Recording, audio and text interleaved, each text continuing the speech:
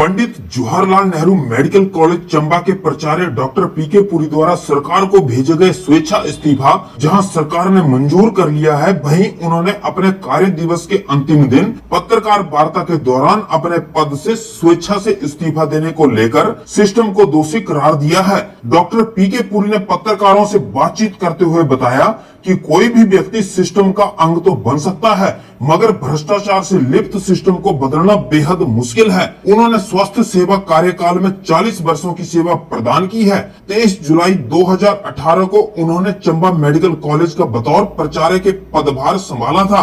अपने 2 वर्ष 1 माह के कार्य प्रणाली में सरकार व विभाग को करोड़ों रुपए का लाभ प्रदान करने में वे कामयाब हुए हैं, मगर उनसे पूर्व जो पंडित जवाहरलाल मेडिकल कॉलेज चंबा में भ्रष्टाचार का बोलबाला था, वह पूर्व में हुई धांधली को लेकर उन्होंने जो सरकार व विभागीय निदेशालय को सूचना व अन्य जानकारी मुहैया करवाने के बावजूद भी आज दिन तक कोई कार्रवाई नहीं हुई है। उन्होंने बताया कि उनके अनुरोध पर हालांकि सरकार द्वारा अनुबंध पदों को नियमित पदों में तब्दील करके चंबा मेडिकल व्यवस्था को एक प्लेटफॉर्म जरूर मुहैया हुआ है, जिसमें सरकार द्वारा उनके अनुरोध पर चंबा मेडिकल कॉलेज में क्लिनिकल पदों की जगह नॉन क्लिनिकल पदों में सरकार ने जरूर चिकित्सकों की नियुक्ति की है। वहीं सरकार के इस प्रयास से आशा है कि आगामी समय में क्लिनिकल विभाग में रिक्त पड़े पदों को भी सरकार जल्द भरकर चंबा मेडिकल कॉलेज की रीढ़ को और मजबूती प्रदान करेगी। डॉक्टर पुरी ने बताया कि फेज 1 में जो मेडिकल कॉलेज का खर्च 346 करोड़ रुपए का था, उसे उन्होंने अपने कार्यकाल में 319 करोड़ रुपए पर पहुंचाया है। इसके अतिरिक्त चंबा मेडिकल कॉलेज को लेकर सरकार को उन्होंने विजिलेंस जांच के लिए जो प्रस्ताव भेजा था, वह जो विभागीय जांच में मेडिकल कॉलेज में खरीद फरोख्त में धांधली सामने आई है, उसके बारे में भेजे गए विवरण को लेकर आज दिन तक सरकार और न ही विभाग की ओर से कोई कदम उठाए गए हैं। वहीं जब उन्होंने बतौर प्राचार्य के तौर पर पदभार संभाला था, उनके कार्यालय में लगे कंप्यूटर में जो भी पूर्व में रिकॉर्ड था, उसे हटा दिया गया था। इस दिशा में भी आज दिन तक कोई भी जांच नहीं हो सकी है, जबकि यह घोटाला करोड़ों रुपए का है, जिसका उन्हें खेद है। वहीं कोविड-19 के दौर में सरकार व विभाग की तरफ से जो व्यवस्थाओं को शुरू करने का उन पर दबाव था, उसमें कई अभावों के शामिल होने के चलते कई कार्य प्रणाली चंबा मेडिकल कॉलेज में आज दिन तक नहीं शुरू हो पाई है। हालांकि कोरोना महामारी को लेकर सरकार द्वारा PCR प्रयोगशाला स्थापित करने के लिए मिले 1 करोड़ अनुदान राशि में मेडिकल टीम द्वारा 10,000 से अधिक टेस्ट अब तक किए जा चुके हैं, जिनमें पॉजिटिव कोरोना रोगियों को हर प्रकार की सुविधा देने का मेडिकल प्रबंधन द्वारा पूर्ण प्रयास किया गया है, मगर करोड़ों रुपए के हुए घोटाले को लेकर अब तक कोई भी कार्रवाई न होने के चलते व सिस्टम उन पर हावी होने के चलते उन्होंने अपने पद से स्वेच्छा से इस्तीफा देना बेहतर समझा, ताकि वे अपनी स्वच्छ छवि के तहत ही सेवानिवृत्त हो सकें। उन्होंने सरकार व विभाग से मांग की है कि उनके कार्यकाल से पूर्व जो भी किसी भी कार्य में खर्च हुआ है या कोई भी सामग्री की खरीद हुई है, उसकी विजिलेंस विभाग से निष्पक्ष जांच करवाई जाए, जबकि इस धांधली में शामिल दोषी अधिकारियों के खिलाफ उचित कार्रवाई अमल में लाई जाए। इस खरीद का खुलासा विभागीय ऑडिट में भी हो चुका है, पर खेद है इसके बावजूद कोई भी कदम आज दिन तक नहीं उठा पाए हैं। बाकी देखिए, फ्यूचर प्लान का तो मैं ये जानता हूँ कि जो ऊपर वाला चाहेगा वही है। भले ही जिसको कर्म प्रधान कहा जाता है, लेकिन कर्म जो है ना वो ऊपर वाला का। मैं नहीं कह सकता कि आने वाले समय में मैं ये करता हूँ, मैं वो करता हूँ। इन सब के साथ यहाँ कहा गया जी कोविड हॉस्पिटल शुरू कीजिए जी। आप कोविड हॉस्पिटल तब शुरू कर सकते हैं कि जब आपके पास उतने कर्मचारी चाहिए, उतने स्टाफ चाहिए, उतने इंफ्रास्ट्रक्चर चाहिए, उतना स्पेस चाहिए। सिर्फ बोलने से तो नहीं हो सकता ना, ठीक है। फिर एक एटमॉस्फेयर जो होता है ना जी, जहां आपको थोड़ी सी घुटन महसूस होए, तो फिर लगता है कि नहीं यार, घुटन महसूस हो रही थी सर आपको। देखिए, है भी और नहीं भी, सिस्टम में खामी हो सकते हैं इसको। कि एक सिस्टम है, आप इंडिविजुअल से लड़ सकते हो, आप सिस्टम से लड़ना बहुत मुश्किल। तो सिस्टम से हार कर सर रिजाइन कर रहे हैं। देखिए, बोल दो सर हार मानना सर, ये तुसी बोले थे रिटायर तो होइए बोले। नहीं, नहीं, सुनिए। ये इतनी आसान चीज नहीं होती। जूझना भी आदमी का किसी हद तक होता है। जी तो जब वो लगने लगे कि नहीं यार अब बर्दाश्त करो। जो जिसको कहा जाता है कि पानी में रह के मगरमच्छ से बैर नहीं लेना। मतलब सर हम मैं आपको एक बड़ी छोटी सी बात बताता नहीं, हूँ। हम इस बात कह लेते हैं सर कि अगर आप 2-2.5 महीने और नौकरी करते हैं तो इसका मतलब आप कम्प्रोमाइज करते मैं हैं। आपको और दूसरी सिस्टम तरह से। से कहता हूँ। आज आप लोग सारे आए हैं और बड़े उससे आए हैं, आदर से आए हुए हैं। जी। आज जो आपकी अप्रोच थी, मेरी सेवानिवृत्ति का दिन है। मैंने लगभग 40 साल सरकारी सेवाएं दी हैं और चंबा मेडिकल कॉलेज में मैंने 27 जुलाई को 2018 को ज्वाइन किया। तो इस हिसाब से लगभग 2 साल 1 महीना और 5 दिन का कार्यकाल रहा मेरा। आप ये भी जानते हैं कि मैंने सेवानिवृत्ति के लिए सरकार से प्रार्थना की थी। उसके बहुत सारे कारण रहे हैं और मैं परमात्मा का शुक्रगुजार हूँ कि मेरी ये प्रार्थना सरकार ने स्वीकार की। सबसे पहले तो मैं परम पूजनीय महात्मा का, अपने माता पिता का, परिवार का, साथियों का और सभी मीडिया का बहुत बहुत आभार व्यक्त करता हूँ कि जब भी समय मिला है विभिन्न प्रकार के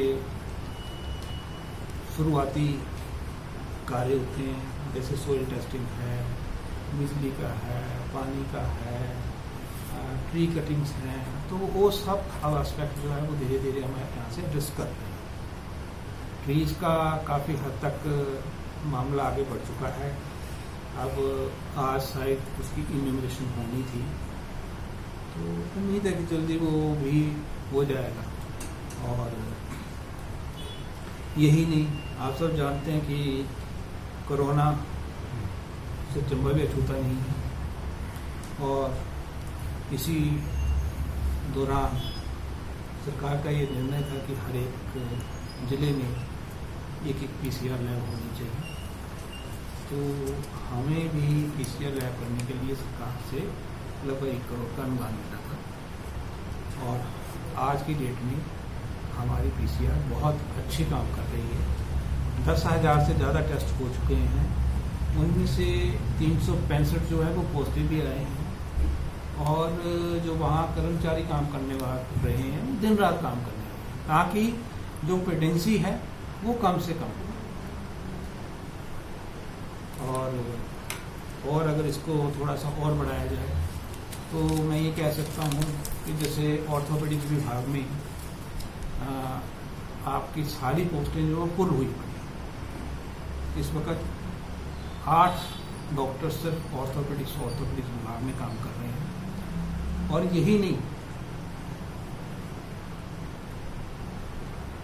बड़ी बड़ी सर्जरी, स्पाइन की या रीढ़ की हड्डी जिसको बोलते हैं, कूल्हे की सर्जरी, वो पहली बार यहाँ हुई है। और दूसरा, यहाँ के जो कर्मचारी हैं वो सभी नियमित होने चाहिए, चाहे वो फैकल्टी की बात थी या बाकी।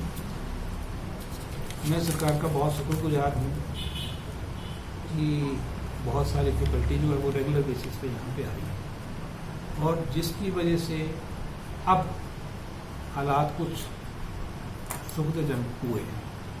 ये ठीक है कि नॉन क्लिनिकल साइड में फैकल्टी ज़्यादा है और क्लिनिकल साइड में उनके लिए जो हॉस्पिटल में काम करते हैं वो संख्या भी कम है,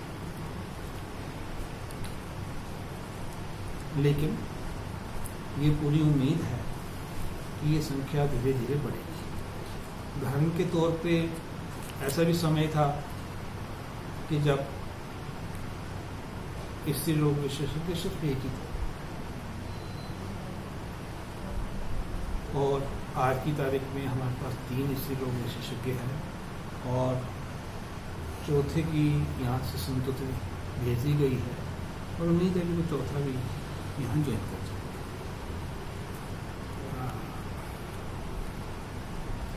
रही उपलब्धियों की बात, या इस दौरान मैं जो मेरे से बन पाया तो मैंने कोशिश की थी, और कुछ हद तक अगर मैं आपको उन चीज़ों के बारे में बताऊँ तो शायद आपको भी लगेगा कि नहीं, कुछ ना कुछ मेडिकल कॉलेज के लिए और कुछ ना कुछ सरकार के लिए, दोनों के लिए।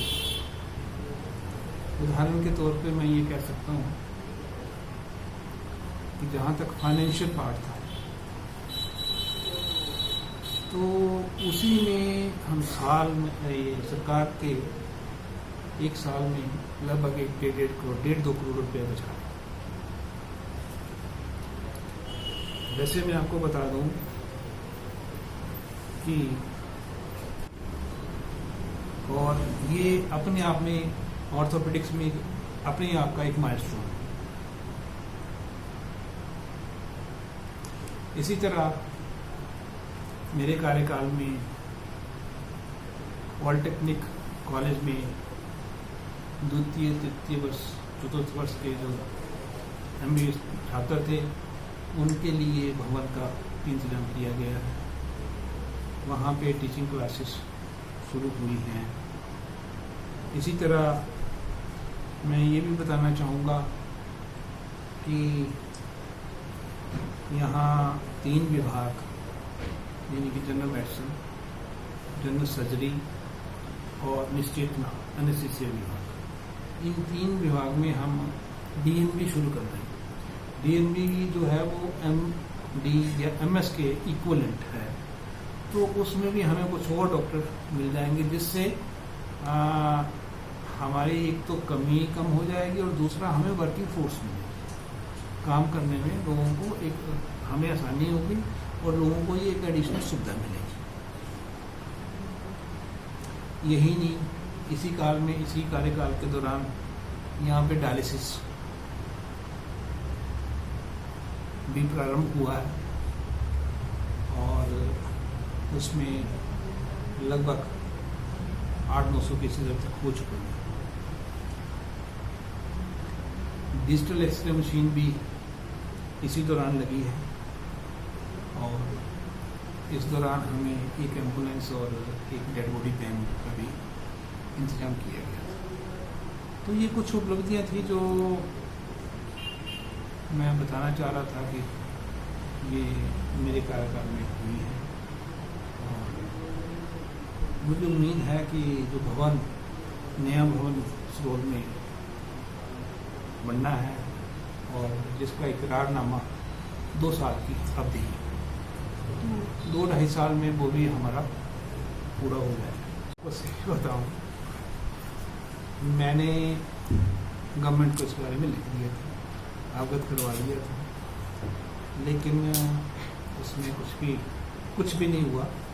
और यही नहीं कि और भी बहुत सारे मसले थे, तो मैंने सरकार से ये कहा था कि एक विजिलेंस इंक्वायरी की जाए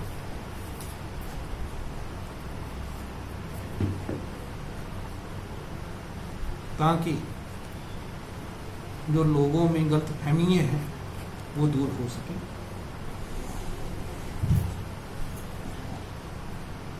जो खर्चा हुआ है, चाहे वो मशीनें खरीदी गई, चाहे वो इक्विपमेंट खरीदी गई या और चीज़ हुई है, उसका एक जेन्युइननेस पता लगे कि भाई जितना भी खर्च किया क्या ये जेन्युइन था या नहीं था। वो स्टाफ जिस मतलब जो हैंडल करते थे, मुझे नहीं पता कि सरकार की क्या क्या कारण रहा कि सरकार ने इस बारे में कोई अनुमति प्रदान नहीं की। सर विभागीय जांच में अपने स्तर पे जांच में क्या मिला? देखिए, विभागीय जांच में भी कुछ कुछ चीज़ें निकली गई, तो वो भी मैंने ऊपर गवर्नमेंट को भेज दिया है। अपने जो उच्च अधिकारी थे उनको इस बारे में भेजा है।